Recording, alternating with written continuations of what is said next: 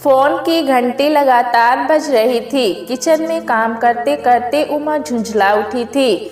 Phone उठाने भी कोई नहीं आएगा। एक पैर पर खड़ी मैं इधर भी देखूं उधर भी देखूं। गैस का रेगुलेटर कम करके वो दौड़ी और रिसीवर उठाया। हेलो कहते ही सुमित की आवाज़ सुनाई पड़ी, जो बहुत खुश होकर कह रहा था, मामा आपके आशीर्वाद से मेरा भारतीय प्रशासनिक सेवा में चयन हो गया है। मेरिट सूची में नाम ऊपर होने के कारण आशा है कि मुख्य सेवा में मेरा नाम आ जाएगा। मैं 1 से 2 दिन में घर पहुंचूंगा। उमा कुछ कहती कि फोन कट गया। उमा ने सोचा कार्तिकेय को जाकर खुशखबरी सुना दूं। शयन कक्ष में गई तो देखा कार्तिकेय गहरी नींद में सोए हुए हैं। कल रात 1 बजे 3 दिन के टूर के बाद लौटे थे। थके होंगे वरना 6 बजे के बाद तो बिस्तर पर रह ही नहीं सकते। 6:30 से 7 बजे तक उनका योगा करने का समय है और 7 बजे से आसपास के एरिया की फोन के द्वारा जानकारी हासिल करने का, क्योंकि सभी एरिया के स्टाफ अफसरों को नित्य अपने एरिया के कामों की जानकारी देने के निर्देश दिए हुए हैं, ताकि कहीं कोई समस्या होने पर तुरंत उसका समाधान किया जा सके। एक पब्लिक अंडरटेकिंग कंपनी में चीफ इंजीनियरिंग जो है अनुज स्टेशन गया है और पिताजी सुबह की सैर के लिए। सन सन की आवाज़ आई तो याद आया कि गैस पर दही जमाने के लिए दूध गर्म करने के लिए रखा था। दोपहर के खाने में सबको खाने के साथ ताज़ा दही चाहिए, इसलिए रोज़ाना सुबह उठकर पहले यही काम करना पड़ता है।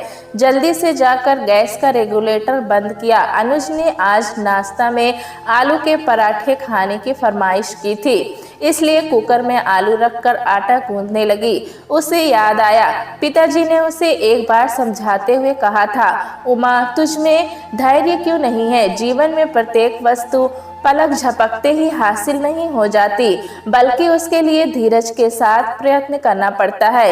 ये बात और है कि किसी किसी को अपने मकसद में सफलता कम प्रयास करने पर ही मिल जाती है और किसी को बहुत ज़्यादा मेहनत करने के बाद। लेकिन सच्ची लगन, धैर्य और विश्वास हो तो कोई वजह नहीं कि मानव अपने लक्ष्य को प्राप्त न कर पाए। पता नहीं इंसान जरा सी असफलता से बेकार ही इतना विचलित क्यों हो उठता है। और आज सचमुच पिताजी की कही बात सत्य सिद्ध हुई थी। बेवजह ही इतने मानसिक तनाव झेलने के बाद ये खुशी का क्षण आ ही गया। हाथ आटा गूंद रहे थे, अनायास ही दिमाग में आज से 6 साल पहले का दिन चलचित्र की भांति मंडराने लगा।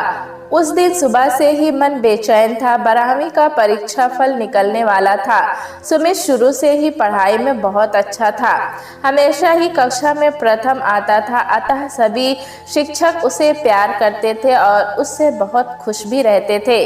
10वीं की बोर्ड की परीक्षा में मेरिट सूची में आकर उसने न सिर्फ अपना बल्कि अपने स्कूल का नाम भी रोशन किया था। और इस साल भी सभी उससे यही आशा कर रहे थे। महाराष्ट्र में तो प्रवेश परीक्षा होती नहीं है, सिर्फ 12वीं कक्षा के अंकों के आधार पर ही मेडिकल और इंजीनियरिंग कॉलेज में एडमिशन मिल जाता है। इसलिए शहर के नामी कॉलेज में सुमित का दाखिला कराकर हम भविष्य के लिए आश्वस्त हो गए थे। सुमित के मौसा दिवाकर काफी दिनों से बीमार चल रहे थे। बेचारी अनिला तो छोटे छोटे बच्चों के साथ परेशान थी। दिवाकर अपने माता पिता की एकलौती संतान थे, इसलिए अनिला को ससुराल पक्ष से भी कोई मदद नहीं मिल पाती थी। सुमित को अपने मौसा मौसी से बेहद लगाव था, इसलिए उसने खुद ही दिल्ली मौसी के पास जाने की इच्छा जताई तो उमा ने थोड़ी हिचकिचाहट के साथ जाने की आज्ञा दे दी। वैसे उमा ने कभी बच्चों को अकेले नहीं भेजा था, इसलिए वो थोड़ी झिझक रही थी।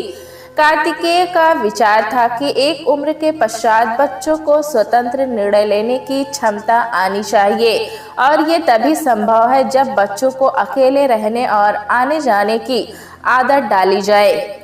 2 दिन में सुमित आने वाला था। 10वीं का परीक्षा फल निकलने से पहले जब वो सुमित से बार बार पूछती कि क्या तुम पास हो जाओगे, तो एक दिन वो झुंझलाकर बोला था, मम्मा आप मुझे किसी से कम क्यों आंक रही है, मैं मेरिट में अवश्य आ जाऊंगा। सचमुच मेरिट लिस्ट में उसका नाम देखकर घर भर की छाती गर्व से फूल उठी थी। वो सबकी आशाओं का केंद्र बिंदु बन बैठा था।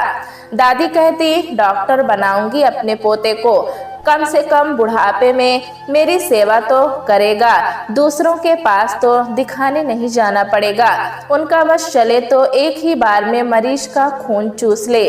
दादा कहते, डॉक्टर नहीं, मैं अपने पोते को अपनी तरह कलेक्टर बनाऊंगा, ताकि वो समाज में फैले भ्रष्टाचार को दूर करने में सहायक बनकर समाज के उत्थान हेतु काम कर सके। कार्तिकेय चाहते थे कि उनका बेटा उनकी तरह इंजीनियर बनकर देश के नवनिर्माण में सहयोग करे। 12वीं में उसे गणित और जीव विज्ञान दोनों विषय दिलवा दिए गए, ताकि जिस ग्रुप में उसके अंक होंगे उसी में उसे दाखिला दिलवा दिया जाए। मगर परिवार का कोई भी सदस्य उस मासूम की इच्छा नहीं पूछ रहा था कि उसे क्या बनना है, उसकी रुचि किसमें है। मैं तो मूक दृष्टा थी, डर था तो सिर्फ इतना कि वो कहीं दो नाव में सवार होकर मझधार में ही न गिर जाए। बस मन ही मन यही सोचती कि जो भी हो अच्छा हो, क्योंकि आज प्रतियोगिताओं के दायरे में कैद बच्चे अपनी सुकुमारता, चंचलता और बचपना खो बैठे हैं। प्रतियोगिताओं में उच्च वरीयता क्रम के बच्चे ही सफल माने जाते हैं, बाकी दूसरे सभी सफल हो सकता है कि उनकी तथाकथित असफलता के पीछे मानसिक, पारिवारिक और सामाजिक कारण रहे हों। लेकिन आज उनकी समस्याओं के समाधान के लिए समय किसके पास है? असफलता तो असफलता ही है। उनके मन मस्तिष्क पर लगा एक अमिट कलंक। घंटी बजने की आवाज सुनकर मैंने दरवाजा खोला तो अनुज को खड़ा पाया। परीक्षा फल के बारे में पूछने पर वो बोला, मालूम नहीं मम्मा, बहुत भीड़ थी इसलिए देख ही नहीं पाया। दोपहर में कार्तिकेय उसके कॉलेज जाकर मार्कशीट लेकर आए। मुंह उतरा हुआ था, देखकर मन में खलबली मच गई। किसी अनहोनी की आशंका से मन कांप उठा। क्या हुआ, कैसा रहा रिजल्ट? बेचैनी से मैं पूछ ही उठी। पानी तो पिलाओ, मुंह सूखा जा रहा है, कार्तिकेय ने पानी मांगते हुए कहा था। पानी लेकर आई तो कार्तिकेय ने सुमित की मार्कशीट मेरे सामने रख दी। सभी विषयों में कम अंक देखकर मुंह से निकल गया, ये मार्कशीट अपने सुमित की ही है, नहीं हो सकती, रोल नंबर उसी का है ना? अविश्वास की मुद्रा में मुंह से निकल गया, क्यों बेवकूफ़ों जैसी बातें करती हो, मार्कशीट भी उसी की है, नाम और रोल नंबर भी। वो फिर थोड़ा रुक कर बोले, अच्छा हुआ माँ पिताजी कानपुर दीदी के पास गए हैं, वरना ऐसे नंबर देख उनके दिल पर क्या गुजरती। रीचेकिंग करवाएंगे उनकी बात अनसुनी करते हुए उमा ने कहा, हर सब्जेक्ट में तो ऐसे ही है, गनीमत है पास हो गया, लेकिन ऐसे भी पास होने से क्या फायदा? कार्तिकेय फिर थोड़ा रुककर बोले, तुम्हारी सोशल विजिट भी बहुत हो गई थी उन दिनों, उसी का परिणाम है ये रिजल्ट। कार्तिकेय का इस समय उस पर आरोप लगाना पता नहीं क्यों उमा को बेहद अनुचित लगा था, किंतु स्थिति की गंभीरता को समझकर उसके आरोपों पर ध्यान न देते हुए उमा ने पूरे भरोसे के साथ किंतु धीमे स्वर में कहा, ये रिजल्ट उसका है ही नहीं। क्या आप सोच सकते हो कि वो अचानक इतना गिर जाएगा? तुम्हारे कहने से क्या होता है, जो सामने है वही यथार्थ है। कार्तिकेय ने एक एक शब्द पर बल देते हुए कहा। वो अनुज को सामने पाकर फिर बोल उठे, इनको तो हीरो बनने से ही फुर्सत नहीं है, एक ने तो नाक कटा दी और दूसरा शायद जान ही ले ले, कहकर वो ऑफिस चले गए। अनुज सिर नीचा करके अपने कमरे में चला गया। माँ को गुस्से में उल्टा सीधा बोलते तो उसने जब तब सुना था, पिताजी को इतना अपसेट नहीं देखा था। माँ पहले कभी उनके सामने कभी कुछ कहती तो उनका पक्ष लेते हुए कहते, बच्चे हैं अभी शैतानी नहीं करेंगे तो फिर कब करेंगे, रोने पीटने के लिए तो सारी जिंदगी पड़ी है। तब माँ बिगड़ कर कहती, चढ़ाओ और चढ़ाओ अपने सिर, कभी अनहोनी हो जाए तो मुझे दोष मत देना। तो वो कहते, अनहोनी कैसे होगी, मेरे बच्चे हैं, देखना नाक ऊंची ही रखेंगे। फिर हमारी तरफ मुखातिब होकर कहते, बेटा कभी मुझे शर्मिंदा मत करना, मेरे विश्वास को ठेस मत पहुंचाना।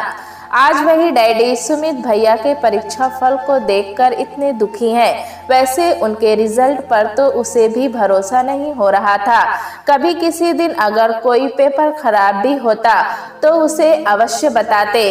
कहीं कुछ गड़बड़ तो अवश्य हुई थी, कहीं कंप्यूटर में तो मार्कर्स फीड करने में किसी ने गड़बड़ी तो नहीं कर दी। सवाल मस्तिष्क में कुलबुला रहे थे तो पर कोई समाधान उसके पास ना था। तभी फोन की घंटी बज उठी। फोन अमित आंटी का था। अनुज मम्मी के कमरे में गया तो देखा मम्मी सुबक रही हैं। उनको फोन देना उचित ना समझकर कह दिया कि वो सो रही हैं। परीक्षा फल पूछने पर कह दिया कि पता नहीं। वो जानता था कि वो कॉलोनी की इंफॉर्मेशन सेंटर है। हर घर के समाचार उनके पास रहते हैं और पल भर में ही सबके पास पहुंच भी जाते हैं। पता नहीं उनको सबकी घरेलू जिंदगी में इतनी दिलचस्पी क्यों रहती है। वैसे जब से उनकी एकलौती पुत्री ने घर से भागकर लव मैरिज की है तब से वो थोड़ा शांत जरूर हो गई हैं, लेकिन आदत तो आदत ही होती है। फोन रखने के बाद मम्मी ने अनुज से पूछा, किसका फोन था? अमित आंटी का। क्या कहा तूने? कह दिया अभी पता नहीं चला है, डैडी ने किसी को भेजा है। कब तक झूठ बोलोगे? सच्चाई छिपाने से भी नहीं छिपती। उनकी आंखों से आंसू निकलते जा रहे थे और वो कहे जा रही थी, तुम लोगों ने कहीं भी मुंह दिखाने लायक नहीं छोड़ा। कल तक जिनके सामने मैं गर्व से कहती थी कि मेरे बच्चे हीरे हैं हीरे, अब उन्हें क्या जवाब दूंगी? तुम तो कोयला ही निकले। अपने मुंह पर तो काली पोती ही तुमने हमारे मुंह पर भी पोत दी। अनुज जानता था अभी माँ से कुछ भी कहना ठीक नहीं है और उमा सदमे की स्थिति में कहती जा रही थी, अरे इन्हीं हाथों से खिलाया पिलाया पढ़ाया, दिन रात एक कर दिए, अपनी सभी इच्छाएं कुर्बान कर दी तुम दोनों पर। किंतु क्या मिला मुझे? ये अपमान, दुख। और तभी दोबारा फोन की घंटी घनघना उठी। तब तक अनुज वहां से चला गया था। उमा अचानक सामने रखे सुमित के आई कार्ड पर लगे फोटो पर तड़ातड़ चांटे मारने लगी। बोल क्या जवाब दूं दुनिया को, उनको जिन्होंने 10वीं में मेरिट में आने पर मिठाई खाई थी। हमारे आत्म गर्वित चेहरे को देखकर जिन आंखों में ईर्ष्या पैदा हो गई थी, वो आज क्या हमारा मजाक नहीं उड़ाएंगे? मम्मा क्या हो गया है आपको? पागल तो नहीं हो गई? कम से कम आप तो धीरज रखिए। अनुज ने कहा, हाँ मैं पागल हो गई हूँ अनुज, मैं अब और धीरज कैसे रखूँ? सच बेटा, बेटियों से कहीं अधिक मुश्किल है आज बेटों को पालना। बेटी एक बार ना भी पढ़े तो लायक लड़का देखकर शादी कर दो, उसका जीवन तो कट ही जाएगा। लेकिन तुम लोग कुछ बन नहीं पाए तो क्या करोगे? तुम्हारे पिता के पास तो इतना पैसा भी नहीं है कि कोई व्यापार करा सके। लेकिन ये भी तो जरूरी नहीं कि व्यापार में भी सफल हो पाओ। हर जगह प्रतियोगिताएं हैं। आज अगर एक जगह सफल नहीं हो पाए तो कैसे आशा करें कि दूसरी जगह भी सफल हो पाओगे? तभी दरवाजे की घंटी बजी। अनुज दरवाजा खोलने गया तो देखा रमा ताई खड़ी हैं। उमा की अव्यवस्थित हालत देखकर वो बोली, क्या हालत बना रखी है उमा तुमने? क्या करूं दीदी, आप ही बताइए। कार्तिकेय से सुनकर बुरा तो बहुत लगा, लेकिन यही तो जिंदगी है उमा। जीवन एक धूप छांव है, कभी दुख कभी सुख, कभी सफलता कभी असफलता। सच्चा मानव तो वो है जो किसी भी हालत में हार न माने और धैर्य व संयम का परिचय देते हुए लक्ष्य पाने का निरंतर उपाय करता रहे। तुम ही सोचो, जब तुम्हें इतना दुख हो रहा है, अपमानित महसूस कर रही हो, तो सुमित को कितना दुख हो रहा होगा। उमा, सुमित बहुत ही भावुक लड़का है, उसके आने पर तुम्हें बहुत ही संयमित व्यवहार करना होगा। उसे धैर्य बंधाना होगा, सोचना होगा कि आगे क्या और कैसे करना है। एक बार एक परीक्षा में असफल होने का अर्थ ये नहीं है कि वो नकारा हो गया। हो सकता है दूसरी प्रतियोगी परीक्षाओं में सफल हो जाए। रमा भरी जवानी में ही विधवा हो गई थी। समाज की परवाह न कर छोटी नौकरी करते हुए उन्होंने न सिर्फ बच्चों को पढ़ाया बल्कि खुद भी एमए बीएड करके आज माध्यमिक स्कूल में शिक्षिका के पद पर काम कर रही है। दोनों बच्चे अच्छी जगहों पर नौकरी कर रहे हैं और उन्हें भी अपने मृदु व्यवहार के कारण समाज में सम्मानजनक स्थान मिला हुआ है। कहती तो आप ठीक है दीदी, लेकिन मन खुद ही बेकाबू हो उठता है। क्या क्या सपने संजोए थे सब धूल में मिल गए। फिर वही बात, धैर्य रखो सब ठीक हो जाएगा। दूर क्यों जाती हो, अब मेरे देवर को ही ले लो। 2 बार मैट्रिक में फेल हुए लेकिन आज अफसर हैं कि नहीं। हिम्मत रखो, अगर तुम ही मुंह छिपाओगी तो दूसरों को तो कहने का और भी मौका मिलेगा। सामने भले ही अफसोस जाहिर करें लेकिन पीठ पीछे वही लोग मजाक बनाने से नहीं चूकेंगे। जो हुआ सो हुआ, हमारा दुख है, सहन करते हुए उपाय तो ढूंढना ही पड़ेगा। लेकिन दीदी, दूसरों की उपहास भरी निगाहों से कैसे पीछे छुड़ा पाएंगे, यही सोचकर मैं और भी ज़्यादा बेचैन हो रही हूँ। हमारे समाज में यही तो सबसे बड़ी बुराई है कि लोगों के कहने से डरकर हम असंयमित व्यवहार करने लगते हैं और हमें भले बुरे और उचित अनुचित का भी ज्ञान नहीं रहता। तुम्हें समाज की परवाह न कर सुमित के बारे में सोचना होगा। उसे डांटने फटकारने के बजाय उसकी इच्छा जाननी होगी, कारण पता लगाना होगा कि ऐसा कैसे हुआ है। आप ठीक कह रही हैं दीदी, शायद यही सही रास्ता है। शाम को कार्तिकेय के ऑफिस से आने के बाद उमा ने रमा दीदी की सलाह उन्हें बताई तो उन्हें भी महसूस हुआ कि सुमित को विश्वास में लेकर ही कुछ फैसला लिया जा सकता है। तीसरे दिन सुमित आया। उसने खाते ही पूछा, रिजल्ट निकला क्या? हाँ निकल तो गया, लेकिन बताओ तुम्हें कितने प्रतिशत अंकों की उम्मीद थी? लो बेटा पहले नाश्ता कर लो, तुम्हारे लिए गरम गरम आलू के पराठे बनाए हैं। उमा ने बात को बीच में काटते हुए कहा, क्या बात है माँ, रास्ते में मैंने अनु से पूछा था कि क्या रिजल्ट निकला तो उसने मना कर दिया और डैडी कह रहे हैं कि निकल गया। आप मुझसे ज़रूर कुछ छिपा रहे हैं। उसने हम दोनों की तरफ संदेह की नज़रों से देखते हुए कहा, रिजल्ट निकल गया बेटा, लेकिन तुम नाश्ता तो करो। तब तक ये बताओ कि तुम्हें कितने प्रतिशत अंक आने की आशा थी? 80 से 85% तो आने ही चाहिए। अब आप मार्कशीट दिखाएं तभी मैं नाश्ता करूंगा। उसकी जिद देखकर कार्तिकेय ने मार्कशीट उसके आगे कर दी। मार्कशीट देखकर वो बौखला कर बोला, ये मेरे अंक हो ही नहीं सकते। शांत हो जाओ, धैर्य रखो, कभी कभी ऐसी अनहोनी हो जाती है। तुम अगर चाहोगे तो कॉपियों की रिचेकिंग करवाएंगे। रिचेकिंग से क्या होगा, मेरा तो भविष्य ही बिगड़ गया। कहते वो कमरे में घुस गया और कमरा अंदर से बंद कर लिया। अरे कोई उसे रोको, कहीं कुछ कर न ले। उमा कार्तिक को देखकर चिल्लाई, नहीं वो कुछ नहीं करेगा, वो मेरा बेटा है, उसे कुछ समय के लिए अकेला छोड़ दो। कार्तिकेय ने आत्मविश्वास के साथ कहा। इतनी देर से अनुज दीवार के सहारे खड़ा हम सबकी बातें सुन रहा था, लेकिन सुमित का कमरा बंद करना उसे झकझोर गया।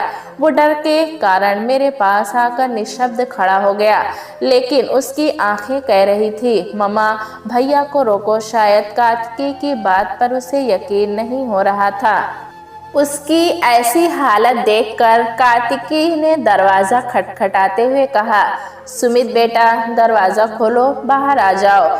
हम सब तुम्हारे दुख में बराबर के हिस्सेदार हैं। सुख तो तुम एक बार अकेले झेल ही लोगे, लेकिन दुख अकेले नहीं। दुख सबके साथ बांटने पर ही हल्का हो पाता है। कार्तिकेय की बात सुनकर सुमित दरवाज़ा खोलकर उनसे लिपटकर रोने लगा। विश्वास कीजिए पापा, मेरे सारे पेपर अच्छे हुए थे, पता नहीं अंक क्यों इतने कम आए। कोई बात नहीं बेटा, जीवन में कभी कभी अप्रत्याशित घट जाता है, उसके लिए इतना निराश होने की आवश्यकता नहीं है। अब हमें आगे के लिए सोचना है, क्या करना चाहते हो? अगले वर्ष प्रतियोगी परीक्षाओं में बैठना चाहोगे या किसी कॉलेज में दाखिला लेकर पढ़ना चाहोगे? कार्तिकेय ने पूछा। पापा, मैं कॉलेज में दाखिला लेकर पढ़ने के बजाय प्रतियोगी परीक्षाओं में सफल होकर अपनी योग्यता सिद्ध करना चाहूँगा। लेकिन अब मैं यहाँ नहीं पढ़ना चाहूँगा, बल्कि दिल्ली में मौसी जी के पास रहकर प्रतियोगी परीक्षा की तैयारी करूँगा। ठीक है, जैसी तेरी इच्छा। वैसे भी तेरे मौसा जी तो इसी वर्ष प्रतियोगी परीक्षाओं में बैठने के लिए कह रहे थे। हम सोच रहे थे कि तुम्हारा काम यही हो जाए, लेकिन तब उनकी बात पर हमने ध्यान ही नहीं दिया था। दिल्ली में अच्छे कोचिंग इंस्टीट्यूट भी है। उमा की सुमित को दिल्ली भेजने की बिल्कुल भी इच्छा नहीं थी। अनुज भी भैया के दूर होने की सोचकर उदास हो गया था, इसलिए दोनों ही चाहते थे कि वो यहीं रहकर कुछ करे। यहाँ भी तो सुविधाओं की कमी नहीं है, यहाँ रहकर भी प्रतियोगी परीक्षाओं की तैयारी की जा सकती है। कल सुमित की कुशल क्षेम पूछने के लिए दिवाकर और अनिला का फोन आया था। उसके खराब रिजल्ट की बात सुनकर उन्होंने फिर अपनी बात दोहराई तो उमा को भी लगने लगा कि शायद दिल्ली भेजना ही उसके लिए अच्छा हो। कभी कभी स्थान परिवर्तन भी सुखद रहता है, और फिर जब खुद सुमित की भी यही इच्छा है, वैसे भी जीवन में कुछ पाने के लिए कुछ खोना ही पड़ता है। बच्चों को सदा बांध कर तो नहीं रखा जा सकता। संतोष इतना था कि दिल्ली जैसे महानगर में वो अकेला नहीं, बल्कि दिवाकर और अनिला की छत्र छाया और मार्गदर्शन में रहेगा।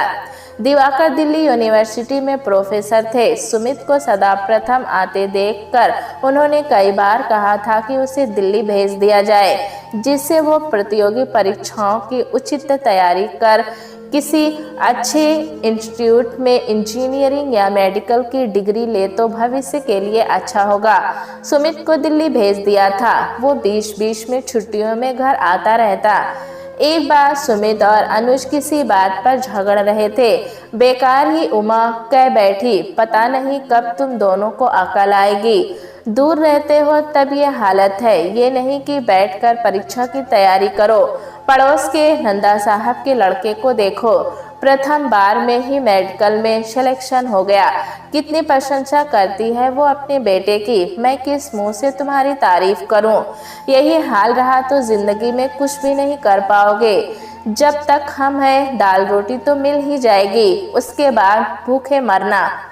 सुमित तो सिर झुकाकर बैठ गया, किंतु अनुज बोल उठा, ममा, आपने कभी अधूरे चित्र को देखा है? कितना अनाकर्षक लगता है। मुझे असमंजस में पड़ा देखकर वो फिर बोला, ममा, अभी हम अधूरे चित्र के समान ही हैं। कभी कोई चित्र शीघ्र पूर्णता प्राप्त कर लेता है और कभी कभी पूर्ण होने में समय लगता है। मैं उसकी बात का आशय समझकर कह उठी, बेटा, पूत के पांव पालने में ही दिख जाते हैं। कार्तिकेय जो पीछे खड़े सारा वार्तालाप सुन रहे थे, वो भी कह उठे, बातें बनाना तो बहुत आसान है बेटा, पर कुछ कर पाना, कुछ बन पाना बहुत ही कठिन है। जब तक परिश्रम और लगन से ध्येय की प्राप्ति की ओर अग्रसर नहीं होगे, तब तक सफल नहीं हो पाओगे। सुमित के 2 बार प्रतियोगी परीक्षाओं में असफल हो जाने से हम सब निराश हो गए थे। कार्तिकेय ने तो सुमित से बातें करना ही छोड़ दिया था। वो बीच में घर आता भी तो अपने कमरे में ही बंद पड़ा किताबों में सिर छिपाए रहता। मेरे मुंह से ही जब तब ना चाहते हुए भी अनचाहे शब्द निकल जाते। तब दादाजी ही उसका पक्ष लेते हुए कहते, बेटा, ऐसा कहकर उसका मनोबल मत तोड़ा कर। सब डॉक्टर और इंजीनियर ही बन जाएं तो अन्य क्षेत्रों का काम कैसे चलेगा? धैर्य रखो, एक दिन अवश्य वो सफल होगा। पिताजी ना जाने वो शुभ घड़ी कब आएगी। माँ जी तो पोते से इलाज करवाने की अधूरी इच्छा लिए ही चली गई। अब और ना जाने क्या देखना बाकी है। बेटा, इच्छा तो इच्छा ही है, कभी पूरी हो पाती है, कभी नहीं। वैसे भी क्या आज तक किसी मनुष्य की समस्त इच्छाएं पूरी हुई है? लिहाजा उसके लिए किसी को दोष देना और अपमानित करना उचित नहीं है। वो उतने ही संयम से उपकार देते तब लगता कि मुझमें और कार्तिकेय में पिताजी के समान सूझबूझ क्यों नहीं है। सुमित की परीक्षा की इन घड़ियों में अपने मधुर वचनों से और उसके मार्ग में आने वाली कठिनाइयों का पता लगाकर उसका मनोबल बढ़ाने का प्रयास क्यों नहीं करते। वैसे भी सुमित को बचपन से ही मुझसे ज्यादा अपने पापा से लगाव था, अतः उनकी बेरुखी से वो बुरी तरह घायल हो गया था। तभी इस बार सुमित जो गया आया ही नहीं। अनिला लिखती, दीदी सुमित ने खुद को पढ़ाई में डुबो लिया है, लेकिन पता नहीं क्यों वो सफल नहीं हो पा रहा है। जब जब वो घर से लौटता है तब वो और भी ज्यादा निराश हो जाता है। शायद अपनी उपेक्षा और अवहेलना के कारण अब उमा को भी महसूस होने लगा था कि शायद अभी तक का हमारा व्यवहार ही उसके प्रति गलत रहा, तभी उसमें आत्मविश्वास की कमी आती जा रही है और वो हो सकता है वो पढ़ने का प्रयत्न करता हो, लेकिन अति दबाव में आकर वो पूरी तरह ध्यान केंद्रित न कर पा रहा हो। प्रारंभ से ही बच्चों को हम अपनी आकांक्षाओं आशाओं के इतने बड़े जाल में फांस देते हैं कि वो बेचारे अपना अस्तित्व ही खो बैठते हैं। समझ नहीं पाते कि उनकी खुद की रुचि किस में है, उन्हें कौन से विषय चुनने चाहिए। वैसे भी हमारी आज की शिक्षा प्रणाली बच्चों के सर्वांगीण विकास में बाधक है। वो उन्हें सिर्फ परीक्षा में सफल होने हेतु विभिन्न प्रकार के तरीके उपलब्ध कराती है, न कि जीवन के रण संग्राम में विपरीत परिस्थितियों से जूझने के। बच्चे की सफलता असफलता और योग्यता का मापदंड सिर्फ विभिन्न अवसरों पर होने वाली परीक्षाएं ही है, चाहे उसे देते समय बच्चों की शारीरिक मानसिक स्थिति कैसी भी क्यों न हो। सुमित के न आने के कारण उमा ही बीच बीच में जाकर मिलाती, उसे अकेला ही आया देख कर वो निराश हो जाता था। वो जानती थी कि उसकी आंखें पिता के प्यार के लिए तरस रही हैं, लेकिन कार्तिकेय ने भी खुद को एक कवच में छिपा रखा था, जहां बेटे की अवहेलना से उपजी आह पहुंच ही नहीं पाती थी। शायद पुरुष बच्चों की सफलता को ही ग्रहण कर गर्व से कह सकता है, आखिर बेटा किसका है, लेकिन एक नारी एक माँ ही बच्चों की सफलता असफलता से उत्पन्न सुख दुख में बराबर का साथ देकर उन्हें सदैव अपने आंचल की छाया प्रदान करती रहती है। सुमित की ऐसी दशा देखकर उमा काफी विचलित हो गई थी, लेकिन अब कुछ भी कर पाने में खुद को विवश पा रही थी।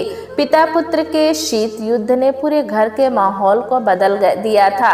अब तो हसमुख अनुज के व्यक्तित्व में भी परिवर्तन आ गया था। वो भी धीरे धीरे गंभीर होता जा रहा था, सिर्फ काम की बातें ही करता था, पूरे दिन अपने कमरे में कैद किताबों में ही उलझा रहता। शायद पापा की खामोशी ने उसे बुरी तरह झकझोर कर रख दिया था। अनिला से ही पता चला कि सुमित ने बीएससी प्रथम श्रेणी में उत्तीर्ण कर सिविल सर्विसेज की कोचिंग करनी प्रारंभ कर दी है और उसी में रात दिन लगा रहता है। पिताजी के हंसमुख स्वभाव के कारण ही घर में थोड़ी रौनक थी, वरना अजीब सी खामोशी छाती जा रही थी। माँ की मृत्यु के पश्चात वो दोपहर का समय अनाथ आश्रम जाकर बच्चों और प्रौढ़ों को शिक्षादान करने में गुजारते थे। इस नेक काम की दीप्ति से ही आलोकित उनका तन मन मरुस्थल हो आए। घर में थोड़ी शीतल बयां का झोंका देकर प्रसन्नता देने का प्रयास करता रहता था। उमा बेटा, एक कप चाय मिलेगी? सुबह की सैर से लौटकर आए पिताजी ने किचन में आकर दूध से भरा जग रखते हुए कहा, बस 1 मिनट पिताजी। वास्तव में उनकी सैर और भैंस का ताजा दूध लाने का काम दोनों साथ साथ हो जाते थे। कभी कभी सब्जी फल इत्यादि अगर उचित दाम में मिल जाते तो वो भी ले आते थे। चाय का कप टेबल पर रखते हुए उमा ने कहा, पिताजी आपका सपन पूरा हो गया। सपन? कैसा सपन? क्या सुमित सिविल सर्विसेज में आ गया? पिताजी ने चौंकते हुए पूछा। हाँ पिताजी, आज ही उसका फोन आया था। मुझे मालूम था आखिर पोता किसका है। साथ ही उनकी आंखों में खुशी के आंसू भी छलक आए थे।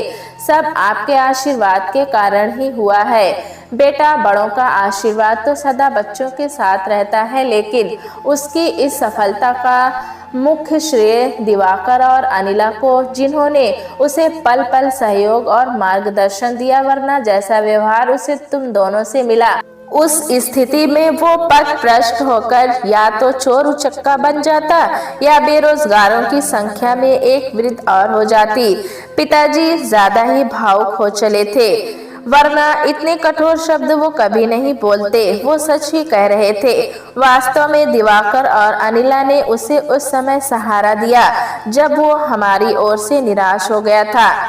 मैं पीछे मुड़ी तो देखा कार्तिकेय खड़े थे। एक बार फिर उनका चेहरा दमक उठा था, शायद आत्माभिमानी के कारण, योग्य पिता के योग्य पुत्र होने के कारण। लेकिन वो जानती थी कि वो अपने मुंह से प्रशंसा का एक शब्द भी नहीं कहेंगे। मैं कुछ कहने को हुई कि वो अपने कमरे में चले गए।